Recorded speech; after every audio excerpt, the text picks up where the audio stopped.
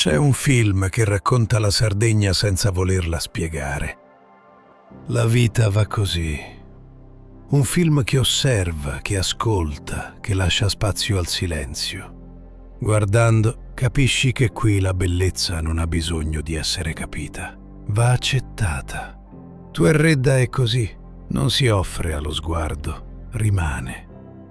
Da quassù il mare cambia colore lentamente, come se anche lui stesse pensando. Il tempo rallenta, le cose importanti tornano semplici, le onde arrivano senza chiedere, se ne vanno senza spiegazioni, nessuna resta, eppure tutte tornano. Come nel film, anche qui la vita non segue una linea retta. Va avanti per tentativi, per attese, per silenzi. La sabbia trattiene i passi solo per un momento. Poi li lascia andare, senza giudicare, senza rimpianti. Dall'alto le persone diventano piccole, non per sminuirle, ma per ricordarci che siamo parte di qualcosa di più grande. In Sardegna la bellezza non grida, non si mette in mostra, vive.